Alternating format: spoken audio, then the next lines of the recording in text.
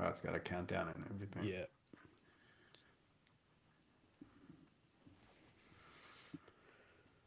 All right.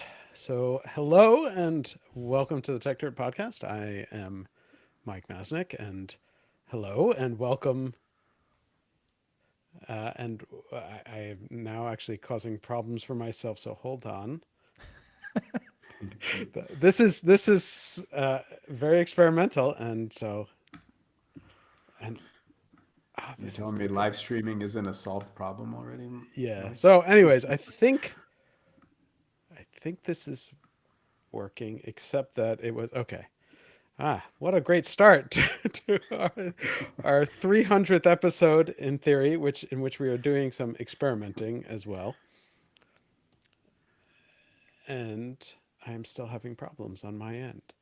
So, Well, we can see you. I mean, your camera looks like it, your image looks like it was captured by a potato, but other than that, okay. I think I have figured out everything on my end. Wow, what a mess. I'm going to just start again, though, for everyone streaming, you get to see all of the mess. Uh, so, again, hello and welcome to our 300th episode and the Tech Dirt Podcast. I am Mike Masnick, and this is, as you already know if you're watching this live, something of an experiment. And we are bringing back our original co-hosts, Hirsch Reddy and Dennis Yang. And also, we are experimenting in theory with at least two new technical ideas for the podcast, one of which is live streaming, which we've already screwed up, which is excellent. And then also the possibility of doing live call ins. We'll see if anyone actually is making use of that. Folks who are Patreon backers got a secret link that allows them to request to do a live call in, and we can test that out later with no promises that any of this will work, as that's what happens when we're experimenting. Now, as for the topic of today's podcast, it has been almost 7 years since we first started the podcast, and I thought that it might be fun to not necessarily look back at the last 7 years of podcasts, because I don't remember the last 7 years of podcasts, but rather to discuss in general kind of how our own views about the tech world have changed over the last 7 years or so. And I think that the general outside worldview on technology has changed quite a bit in the past 7 years, from what I think was generally positive to a lot more negative. And I'm curious to see if our own views have changed as well. Probably not as extreme as I think the public's views have been, but and to some extent, I think to get into that discussion, it brings up some of the, I guess, untold history of this podcast and how it started. Well, I'm going to, I guess, throw modesty aside and assume that most people listening or watching this know who I am. We never actually introduced either Hirsch or Dennis in any meaningful way. We just jumped in from the beginning and had you guys as co-hosts, and occasionally sort of hinted at things that you were working on, but never actually introduced you, and people might not have known who you are. Now, I've known both Hirsch and Dennis for almost 30 years. I was realizing as we were getting this ready. it's been that As long. it has been that long. I know, it's scary.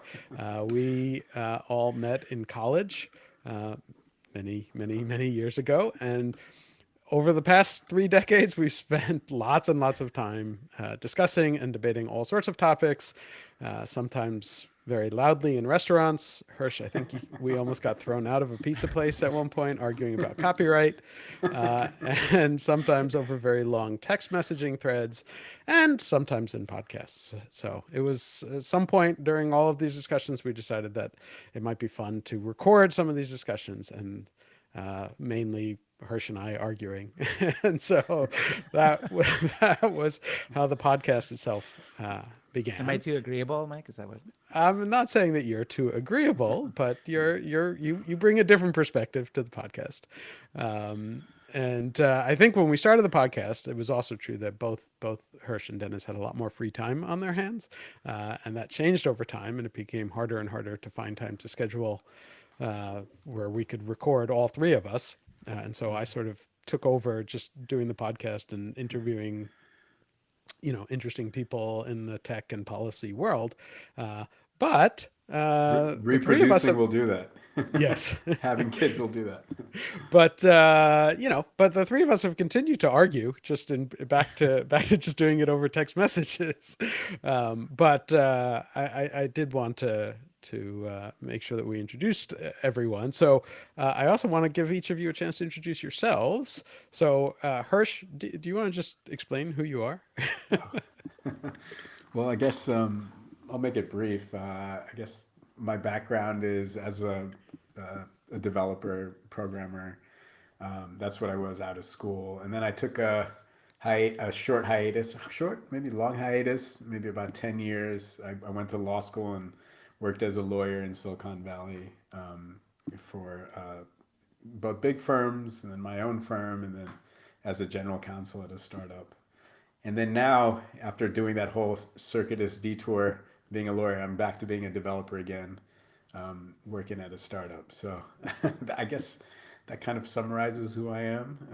I don't know if you Yeah. want. I'm married. I've got 2 kids. I don't know if that's relevant for this podcast. No, I thought it was good because we've referred in past podcasts. I mean, we talked. I think when we started, you were still technically a patent attorney, and so we sometimes referenced you as a patent attorney, and then at other times we talked about you working on a startup with drones and all sorts of Yeah. other stuff. And obviously, you Yeah, I mean, I think I really it's funny now looking back on my career now, but I was really a pure patent attorney for a relatively short amount of time, probably like about 3 years, and then I just became more of kind of a general corporate startup attorney, doing lots of different things. Like when you work in house for a company, yeah. You touch a lot of different kinds of areas of law, not just intellectual property. And I guess that it's better for a podcast, maybe not so good for a career though. All right, and then Dennis. So Yeah. So for me, so my brief history, grew up in Ohio, went to school with both of you at upstate New York, and then I've been out here in San Francisco since '97. Started off my career in tech consulting, but very quickly joined. Since '97 was a good time to be out here. The first of the kind of the 5 startups that I've been at early phase. So I've been twice a ninth employee, and then 3 times a co-founder. So either 0 or 9 is sort of my startup experience. And started off my career as an engineer, and then eventually moved over to product management. But early phase, you're kind of really wearing a lot of multiple hats, and been fortunate enough to be doing that out here in San Francisco, which has been the right place to do it. So, always been close to what's kind of new and exciting, and really been curious about, where technology plays into these opportunities that we've all been working on. And then most recently, I joined, my first kind of joining company since college, and I'm working at a larger kind of fintech startup now. So, Yep. That's my history. Yeah. And of course, one of the companies you helped found was Techdirt. So That's right. And So you helped build the original Techdirt back many years ago. many years ago, before MySQL even had the concept of a key. Yes. All sorts of fun history there. Yeah. Some of which we discussed, I think, on podcast 100. I think the so. sort of Yeah. founding of Techdirt. So the things I wanted to discuss were just generally, how you think your own views have changed over the last 7 years, if any, right? So the world has gone from this position of, hey, tech is cool, and we want to, founders are cool, and they get to go on the covers of magazines, to, what just happened earlier today as we're recording, where like Congress is going to rake tech companies over the coals and talk about how evil they are and prepare all sorts of bills to try and deal with the tech companies. So I'm kind of curious, as the public's view on the tech industry has changed, whether or not your own views have changed. Is that directed at either one of us? It can go to either one, but Hurst, we'll start with you. Okay. I think the set of companies that we consider tech companies has kind of broadened a little bit. It used to be you were a tech company if you were if your primary business was writing software.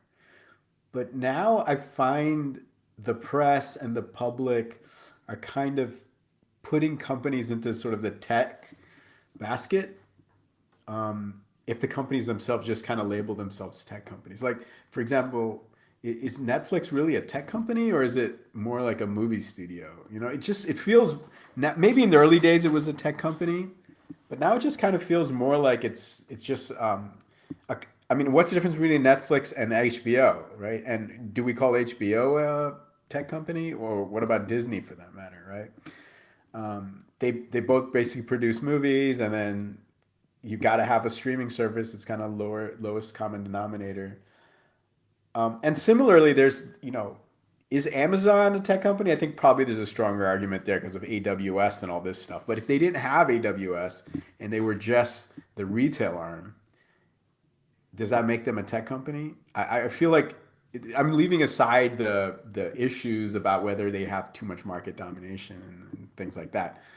That's separate from them being a tech company. Maybe we should argue about, like, is it okay to allow Amazon to own this many distribution warehouses and own so much of the vertical, right? And run it under one roof. There's different kinds of issues there, but are they really tech issues? I mean, Mazik, if you and I were to sit down and to talk about what the top tech issues are, we would probably be discussing things like, what kind of liability should a website have for content posted by users? That might be an issue. Or we might talk about things like encryption, right? Like, what role is there in encryption, and should the government be allowed to sort of have a backdoor key? I mean, there'd be these kinds of questions, but those aren't really the questions that are raised when we're talking about the evils of tech, right? As it comes out in the press, then it's more just it just feels just like people are calling it tech problems, but really they're just more like general economy issues. So when you to get back to your question, right? To circle it back,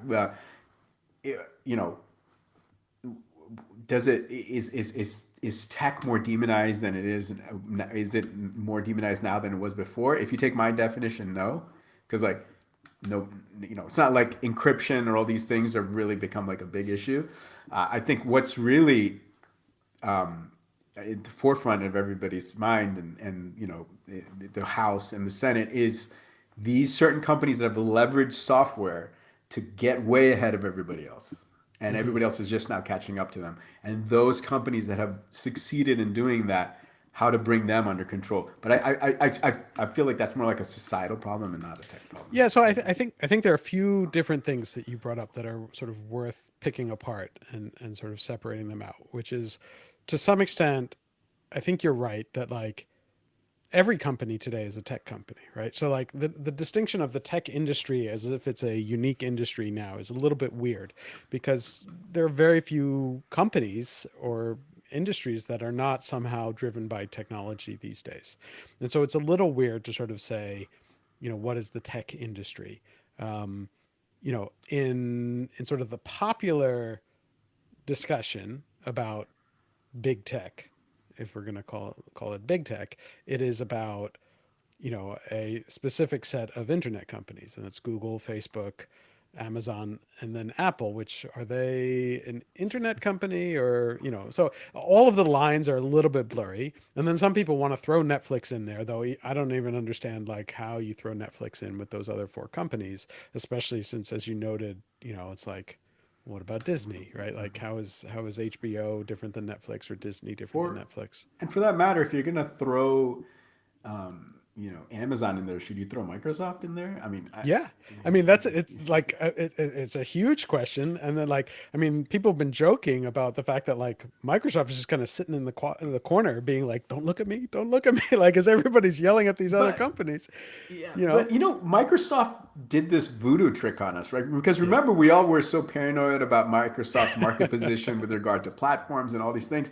And then they got this new CEO, Satya Nadella, and then he just kind of pulled this voodoo trick where, like, now everybody's like, oh, Microsoft is the best. Like, they're enabling open collaboration. VS Code runs on every platform. They're enabling everybody. They're like they're popular with open source. They're like adopting JavaScript for the desktop. It's just like everybody's like, whoa, Microsoft. And I'm like, how this is, and Google's the evil company now. Yeah. It's like, what?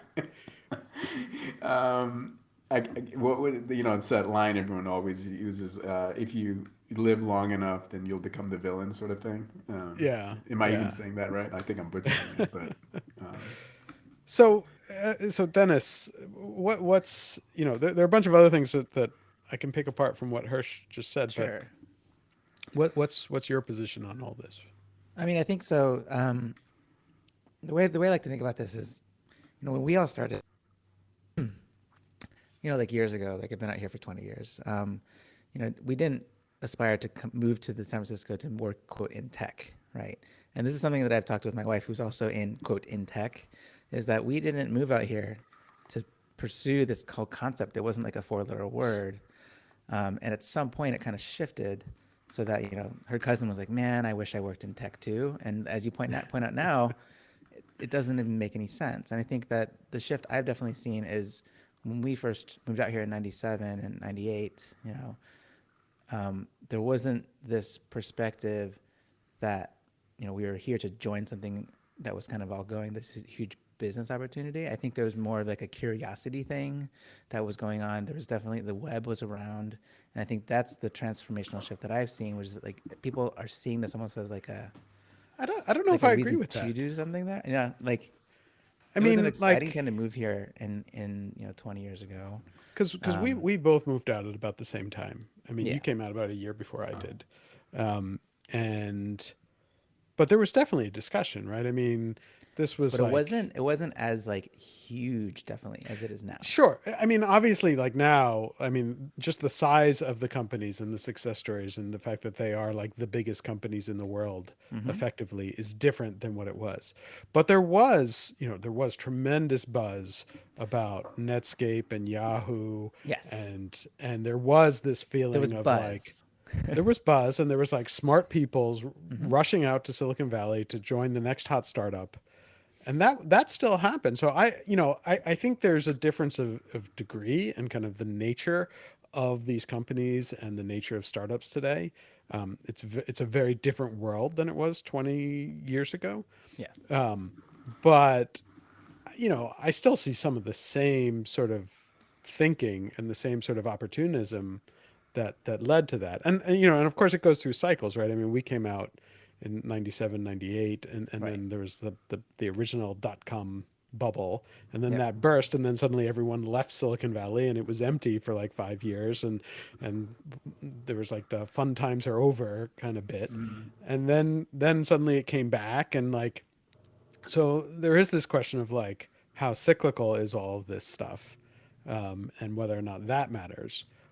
But I think that the bigger question to me is not even so much how has the valley changed, in the past 25 years, but really like just how has our view, so why don't I narrow it down, since we're Yeah. sort of jumping around to a bunch of different things, but why don't we just focus on the internet itself, and the view of the internet and how that has changed. And I'm talking about two different things, right? So I think we can say pretty definitively that the general public sentiment towards the internet is not as positive as it was, I'll say, 10 years ago. I started out as 7. I'll push I, it back 10 to I make this want to clear. disagree with that, Okay. because that's kind of like saying that the public's general opinion about electricity is now negative. I don't think that's what the case is, right? Like when people talk about the internet, like you I think correctly pointed out before, there's a handful of companies that people kind of think of being synonymous with the internet. A lot of people, when they get onto Facebook, the Facebook app, they think about it as I'm on the internet. But actually, you're Sure. in a Facebook app. You're on Instagram, you're on Facebook, or you're on, you see what I'm saying? You're on WhatsApp, whatever it is. But that's not really the internet, right? Like the internet. So I don't think anybody, for example, is up in arms or irritated about the fact that their Nest camera stores the video in the cloud, right? Or that email that they can There are email people their who There are are. doctor. people that, yeah. Okay, I withdraw that example, but I mean the general utility. I'll give you one good example, right? Like I have a relative that during COVID got sick, and she was worrying about, oh, I got to go to the doctor, and how am I going to do this and this and that, and then another relative was just like, why don't you just jump on Zoom? I'm sure he has Zoom appointments. And she was like, what's Zoom? And then she downloaded Zoom, and sure enough, there was like Zoom appointments. So she's like, this is amazing. I'm never going to go back to the doctor's office, because she lives in kind of a rural area, and the doctor's office is 45 minutes away. And she really just needs to talk to him. She doesn't need like physical examinations for her condition. That nobody is complaining about that kind of thing, right? Like that's not like, so that's the internet. Whether it be your Ring doorbell or all these other things that are enabled, or video streaming, right? Like I don't think people are mad about the fact that like you can watch any Disney movie ever by paying what's $6 a month? Is that what it is now when you have a special for Disney Plus? It's amazing, because my parents' generation, they would have to sit there investing in DVDs or videotapes, whatever it is, at like $30 each or $25, right? And your kids would be like, I want to see Little Mermaid. And then they had to go to Walmart. And, right, and now it's just like $6, anything you want, kid. Just leave me alone, right? Like, nobody, I don't think people are complaining about that. And then as much as people hate Amazon, take Amazon out of the equation. How cool is it that I can get a delivery from like Target or Safe Mart or any of these places, or a farmer's market? Somebody was just talking to me about a company that they are an advisor in, which basically puts regular farmers market farmers on the internet, and you can like subscribe to boxes from these little farms. That's amazing, right? Like nobody's really complaining about that. So when you're saying, oh, hey, people are, there's this feeling about the internet, it is about these. Let's narrow it, right? And sure. I'm not saying it's the same companies in every country. I'm sure like in India, it's a different set of irritations. And maybe in China, the irritation is the CPC, Communist Party of China, and their wall. Like it's going to be a different set of irritations, but it's all going to boil down to an entity, whether private or public, having what people feel is just too much power over their lives, right? But that's what it is. You're sort of complaining about the same. You're happy with and complaining about the same thing, the same entities that are providing these amazing improvements to your life, right? So you're happy that you're able to FaceTime your family, but you're not happy that it's controlled by Apple, right? Because of this big tech company. You're happy that you can get a product delivered to your doorstep within a day of ordering it, but you're unhappy that Amazon has all this power. Yeah. So is it you're happy with the results, but you're not happy with this concept that the power is amassed within these kind of singular entities that are apparently powerful? Or is that like, isn't that sort of ironic or not? No, fair? I think there's something there that is interesting. And I think that is the point. And like over and over again, there have been these studies and surveys that have shown that like, people love the services of these companies, and like they're some of the highest rated consumer satisfaction ratings are for these companies. That at the same time, if you ask for like the general opinion of, what do you think of these companies as entities, people are really distrustful of them. And so I think the way you sort of square that is you say people like the service, but they're distrustful of having to give up as much information as they give up to these companies, and the power that those companies then have, because they're sort of, so large and so in control of these things.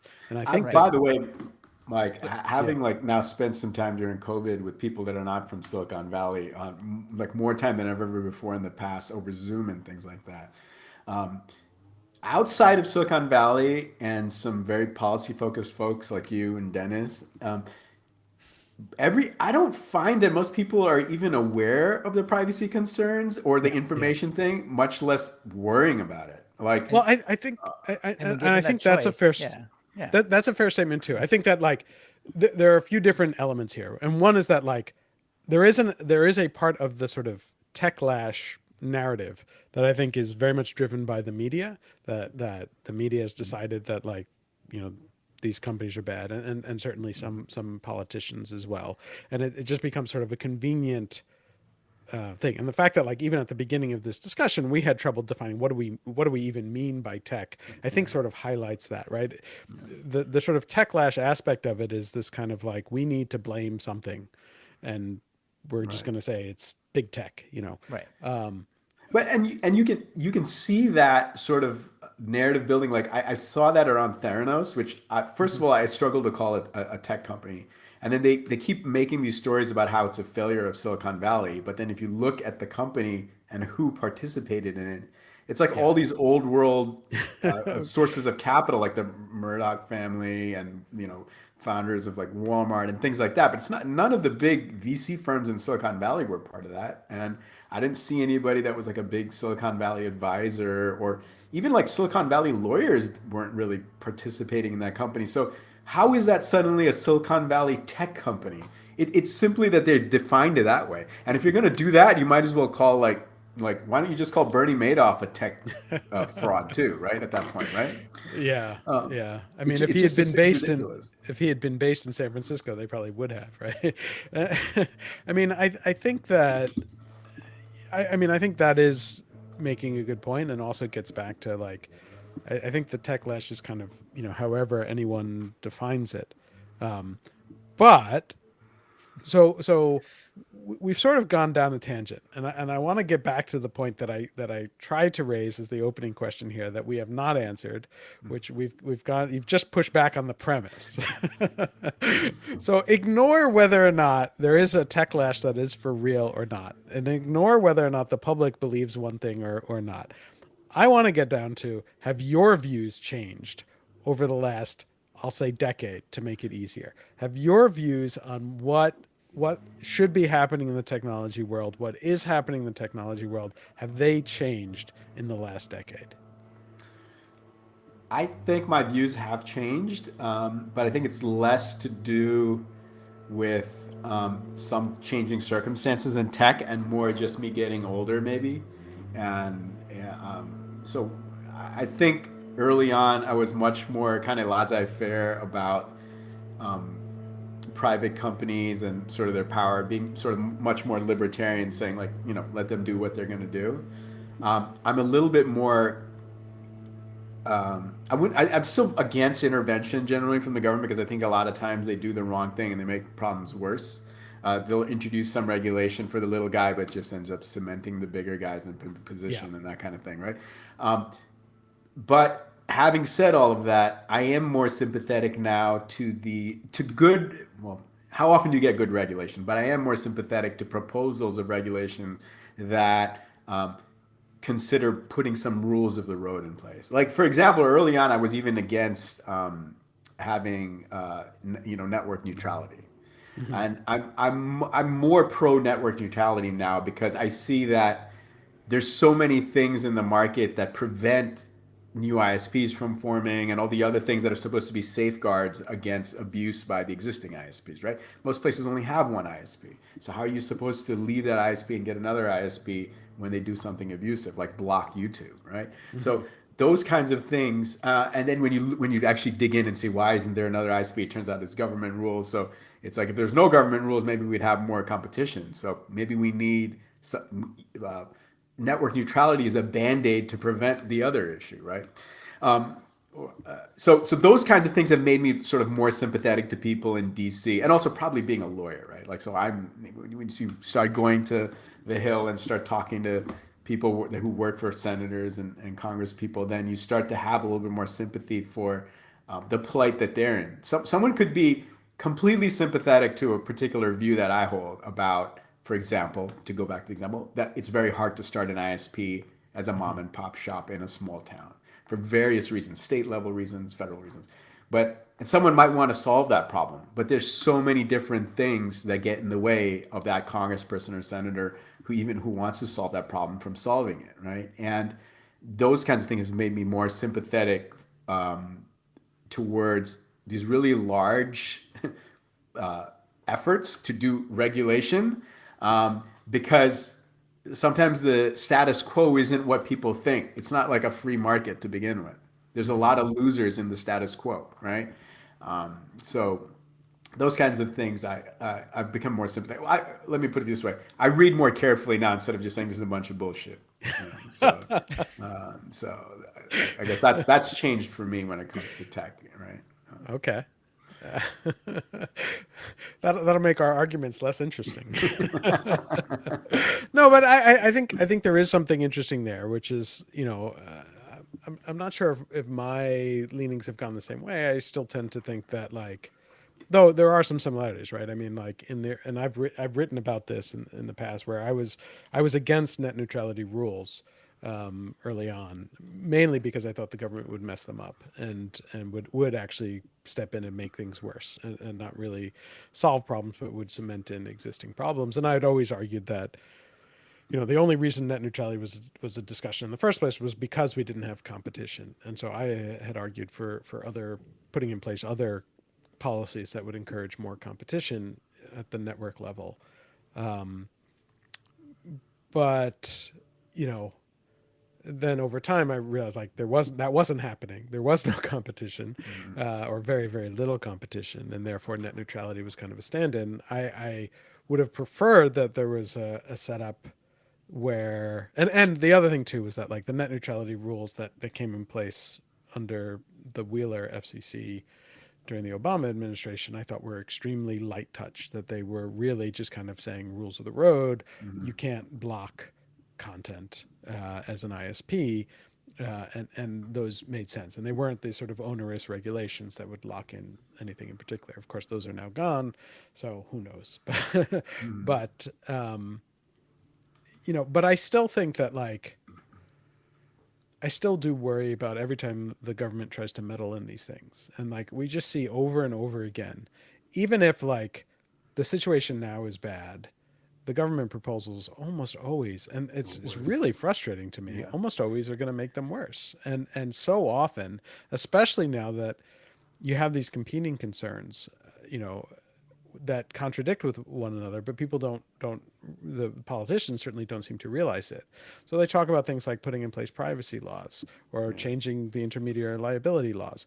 And then at the same time, they're complaining about antitrust and how much competition. And so you say, okay, but if you put in place these new rules that increase liability around privacy or around, just intermediary liability for speech on your platform, only the biggest companies are going to be able to handle that liability. And so you're locking in those large companies that you're mad at. And we've already seen this with the GDPR in the EU, right? Where they put in place these rules, and you look and it's like Google and Facebook took those rules and said, this is a pain. It's going to cost us hundreds of millions of dollars to comply with.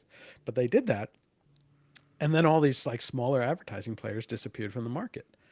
And so, I worry about that aspect of it. Like, I think there are sort of two, and this is probably too reductive and dismissive, but like there are sort of two approaches to internet regulations right now. You have the people who are well-meaning but ignorant, or that's not fair. That's a little too mean. They're well-meaning. They don't consider second-order effects as all. Exactly, right? Yeah. They're well-meaning, but they don't simplify solutions too.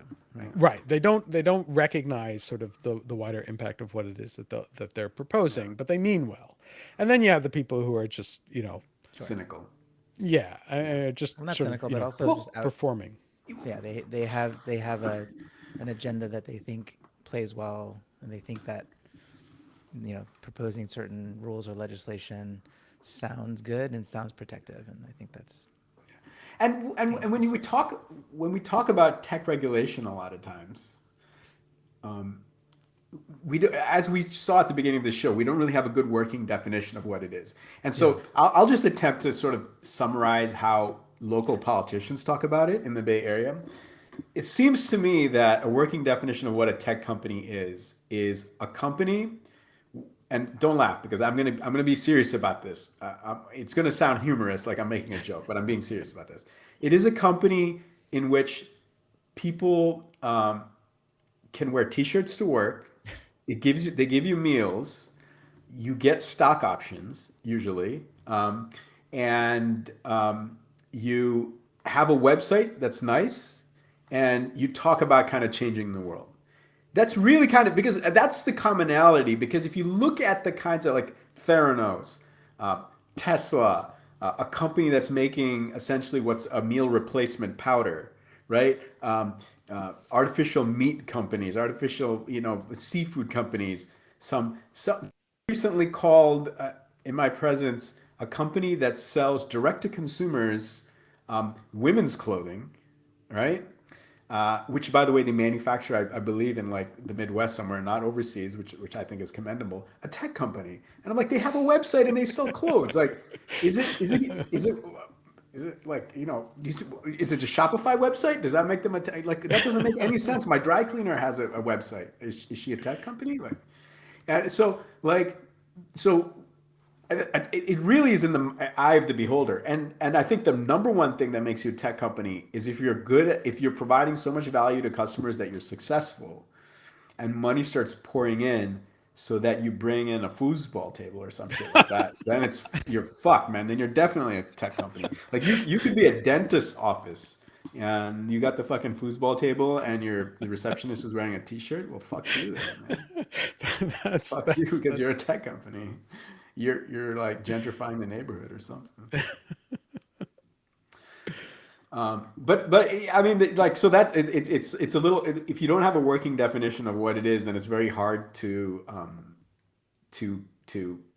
even begin to sort of talk about like, well, like, why is there so much a backlash against tech? Yeah. Because some of it is at this high level, very high-minded kind of stuff like you're talking about, Masnick, like stuff about privacy, market concentration, etc. But a lot of it is very much like, who are these people in this fancy office in the same space that my grocery store used to be, but now they're coming in, they have their Mac laptops, and like, you see what I'm saying?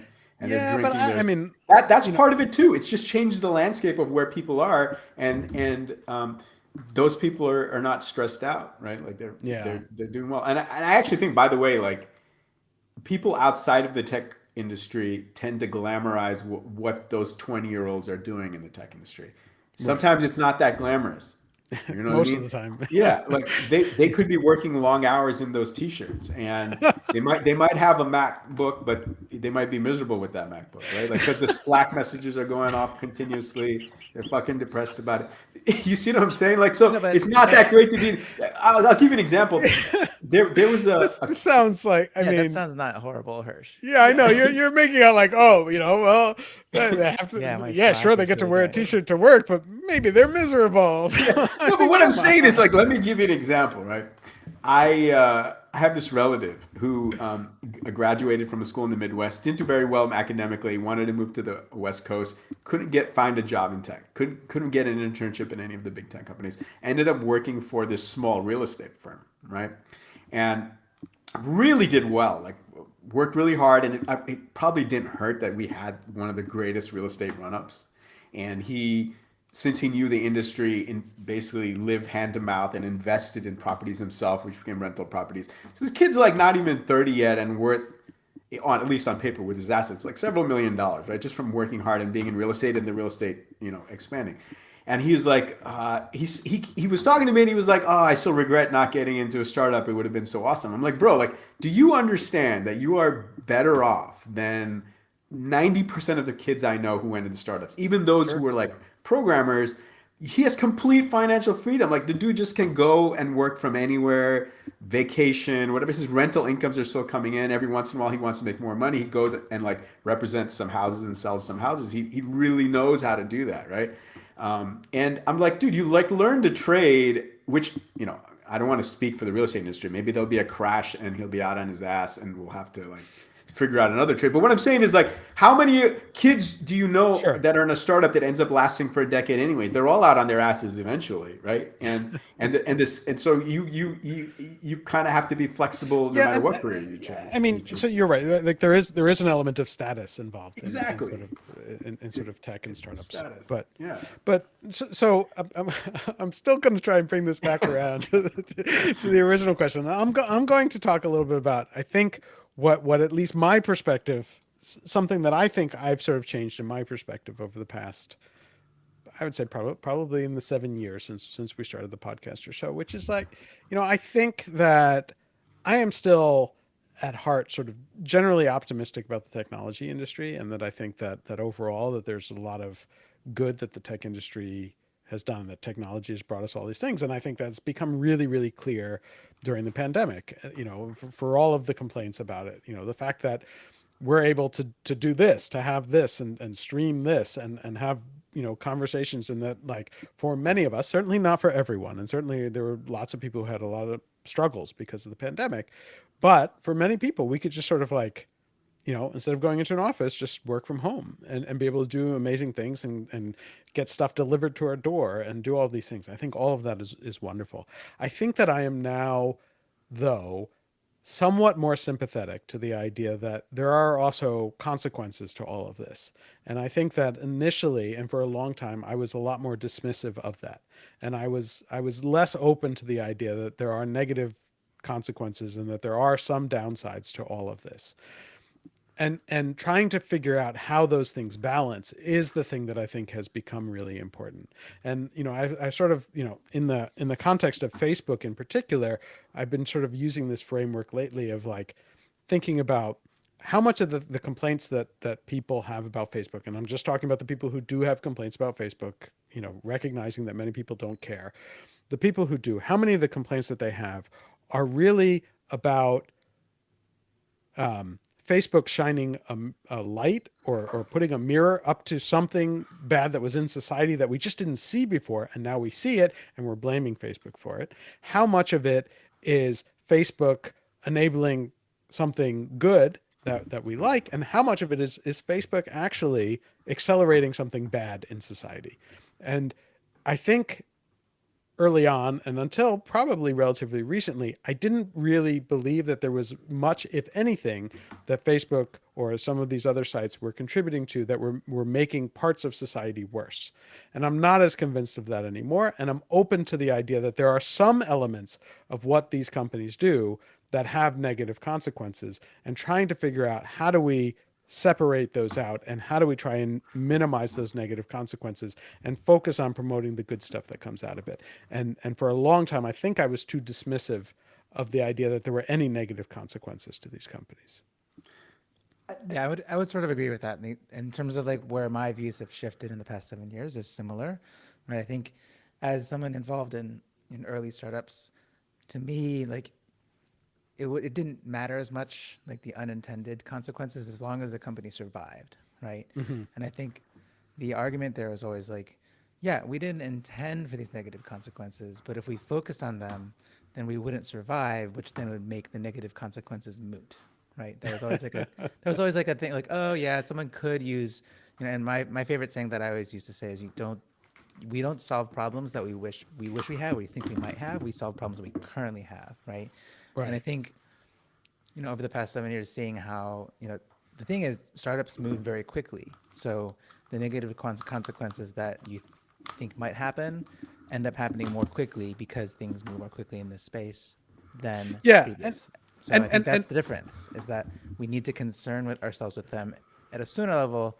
And I would love, here's the problem, right? Like the success and survival of a company is dependent on this kind of like fundraise cycle and also revenue, such that like survival is always still the number one goal, but how do we actually structure this ecosystem such that, concerns like this was larger societal concerns, larger negative consequences, how do we actually structure so that companies will survive if they pay attention to these other things?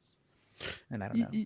Yeah, and I think that there is an important point that you mentioned but kind of rushed over a little bit there, and I want to just call it out. I'm not criticizing, but like, you're making the point that like when you're in these startups, people might realize early on, like, oh, if this goes this way, this could create negative consequences.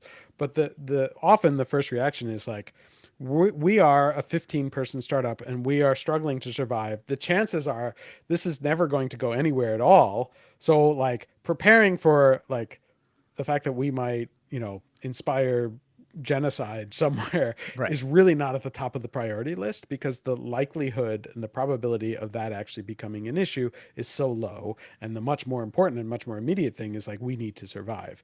And so it is really difficult for people to even recognize that. And so you are running so hard all the time just to keep things moving that, by the time you realize like, yeah, oh, hey, like maybe we did contribute to genocide. Like it's often too late. You don't enable a genocide kind of accidentally when you're growing. It happens when you already have scale and you have billions of people on your platform, or at least hundreds of millions, and then you should have the resources to do some monitoring. Well, yes and no. There's a playbook right now. There's smaller scale negative consequences at the early phases of these companies that you're like, oh, that was bad.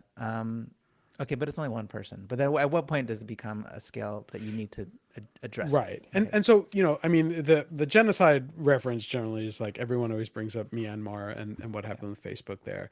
And like, and even then, like, you can kind of see how it plays out. This is certainly not to defend anything having to do with that. Just to be very clear and on record on that. But like, you can see how in that case, like Facebook was obviously very large and successful at that point, but they were still growing at a massive clip and they were focused on other markets, right? What is happening in this one small country, halfway around the world from Facebook's headquarters seems a lot less important. And there are all of these big problems taking place in the US, in the EU, in India, in Brazil, and all of these sort of larger markets that it's easy to see how that got missed. Right. And there were language issues involved. There were all these other issues involved that I can see how it's on a different scale and it's a different setup, but I can see how you get to that same point. Let me say one more thing about that though, right? Like I don't know about Myanmar, the exact mechanism about how the genocide happened, but I am familiar, being sort of ethnically Indian, of the kinds of things that happen in India. And in India, a lot of times these kinds of mobs get together on WhatsApp. Yeah. And WhatsApp isn't really a social network so much as a messaging service. And there's lots of options. There's even homegrown WhatsApp options that operate exactly like WhatsApp. And WhatsApp operates in India with the blessing of the government. And if the government removes their blessing, then WhatsApp can be kicked out of the App Store there. Okay, they've done it to other apps, most famously with TikTok, right? Because they have beef with China. So let's say WhatsApp was even aware. First of all the communication is supposed to be encrypted. You're not supposed to be snooping as Facebook, WhatsApp in the communication of your customers. But let's say they were able to do that. They had listeners. If you start censoring the speech of the ruling party, right? And who, by the way, some of the people in the ruling party are involved in this kind of stuff, right? Yeah. Then this recently happened with Twitter, where they like deplatformed somebody from the ruling party who said some things that were demonstrably false, and now Twitter is in all kinds of shit. Like the government's trying to put all these like regulations on them, essentially trying to force them out, right?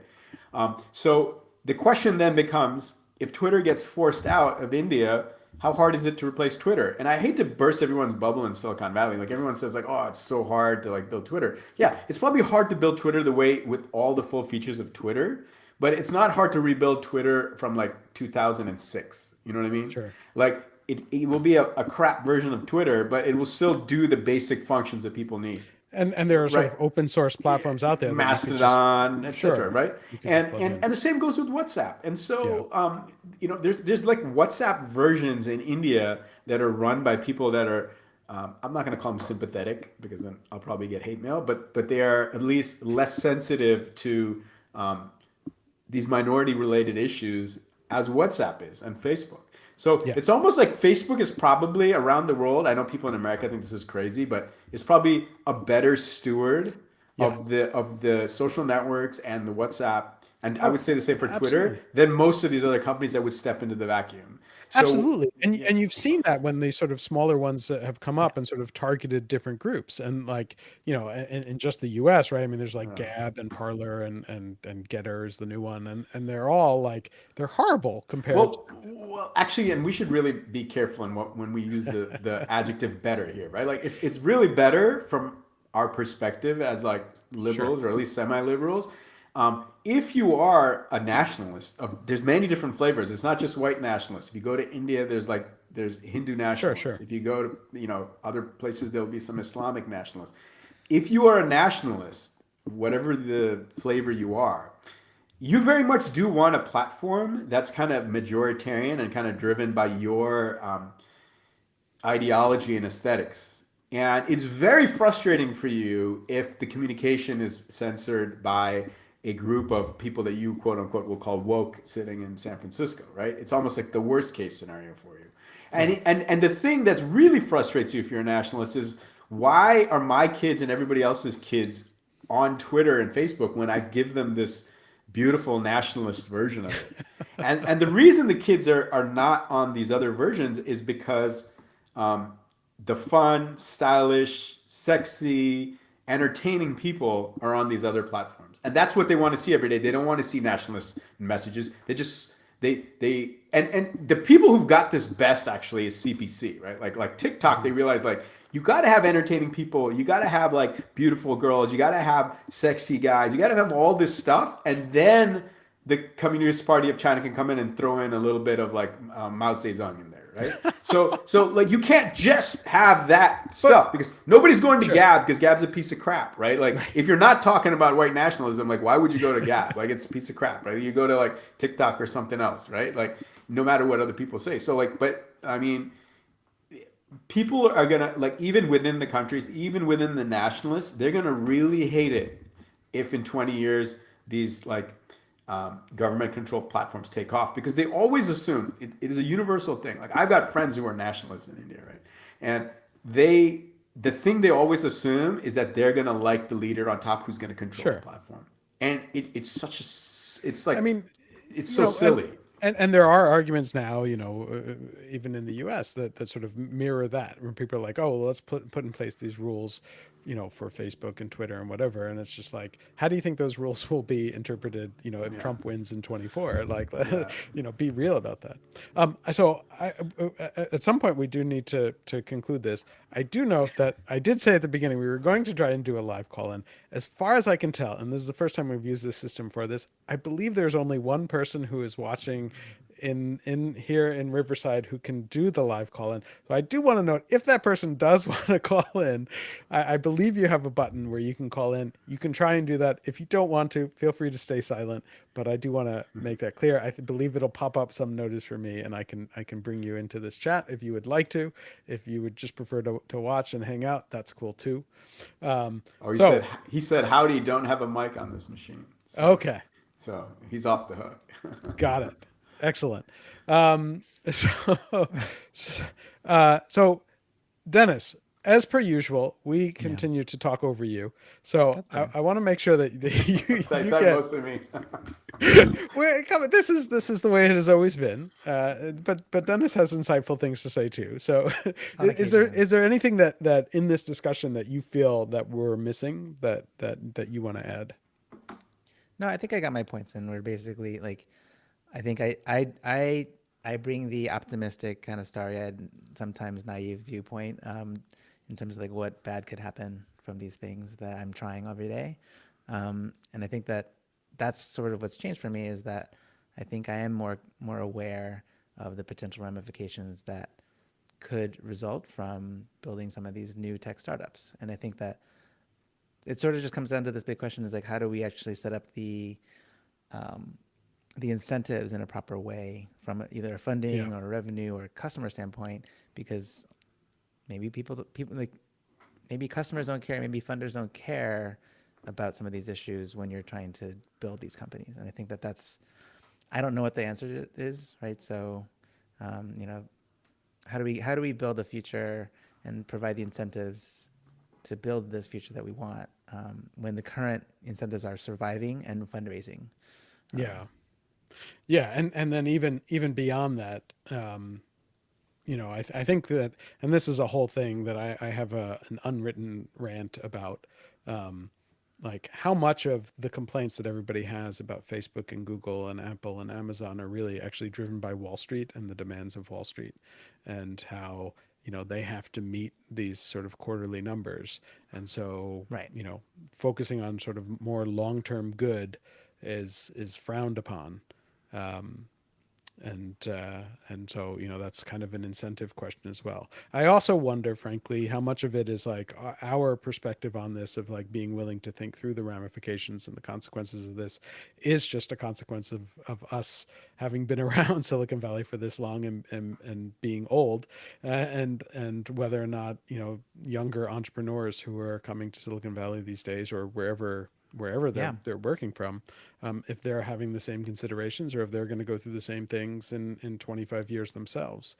And I have still the same, I think, optimism for the future that I had when I first arrived here 20 some years ago, Like in working with and talking to a lot of like the Gen Z folks that are starting up, like I'm really excited about the way they're viewing the world, the way, maybe they're not as, focused on the same incentives as we were. And I'm hopeful that the newer generations of entrepreneurs are able to figure out how to align the incentives in a way that is building this, maybe it is a woke future. I do have a left leaning kind of vision, but I'm still optimistic. And I think that has not gone away. Yeah, and I think I'm definitely still very optimistic also, but I think that I've tried to be a lot clearer in how I frame my optimism, in that my optimism is not that this is inevitable, that the good side of everything is inevitable, that there is potential bad side. I think my optimism is around there's amazing potential here if we can achieve it, and the focus should be on how do we increase the sort of good elements of this technology and what it can do for people, and how do we minimize the negative impacts of it at the same time. And that I think takes work, and it's Right. not something that just happens automatically. And it's work and it's nuanced. And I think that it's very easy to kind of blame singularly, this concept of tech, to bring it back to that initial prompt. And it's Well, nuanced. And I think yeah. if we can seek to understand the nuance of these businesses, of these opportunities, that hopefully gets put to a better place in the future. Right. Yeah, I was going to say it's more fun to just blame Mark Oh, it's Zuckerberg and and Jeff easier. Bezos. Yeah. Right? I mean, I posted earlier today a post on Techdirt, trying to sort of present a nuanced argument about all of the recent Wall Street Journal reporting on Facebook, and why I don't think Facebook's management is evil, which seems to be the argument that a bunch of people are making. And I've already had somebody very angry at me for saying, like, how can you not think that Mark Zuckerberg is pure evil? And it's like, because reality, right? I Right. mean, like, And This stuff let is us so think about what pure complicated. evil Yeah. means. Like, yeah, People usually don't even have a working definition of like what they want him to do. yeah. It's Well, not no, they internally do. They coherent. do. They want him to do exactly what they would do, right? That's the No, working but the thing is, definition. when you have them talk through the Yeah. consequences of what they want him to Oh, of do, course.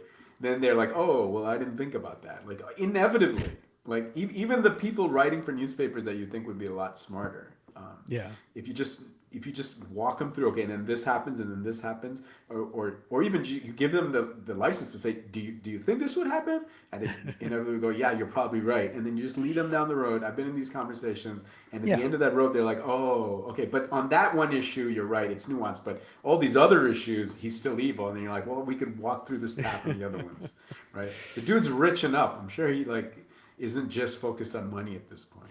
Yeah. Yeah. No, I agree. But anyways, we have taken up an hour basically, so I think I'm going to call this podcast as done. But it's always fun to argue with both of you. Always fun to have you guys back on the podcast, and we should start having you back on the podcast more frequently. It doesn't. You don't have to be on everyone like we were in the beginning, but it's always good to yeah, have be these glad to be back. discussions. We have arguments, right, Hirsch? We have things we can Yeah. disagree There, on. there, there, there are many arguments, and in fact, we had originally planned to have this discussion be about like NFTs and cryptocurrency, in which we are in a long thread arguing about, and we will have both of you guys back soon to have that actual discussion. We just didn't think that was right for the 300th episode. But thanks guys for taking the time and having this discussion, and I'm sure we'll continue it in our text messages, and we'll have you back soon. And thanks to everyone for listening, and thanks to the group of folks who have watched live, whether it is directly on the podcasting platform or on YouTube. It's an interesting experiment, and it mostly worked. We had a little issue at the beginning, which was all entirely my fault because I'm an idiot. And but that's it. But thanks everyone, and we'll be back with another podcast next week.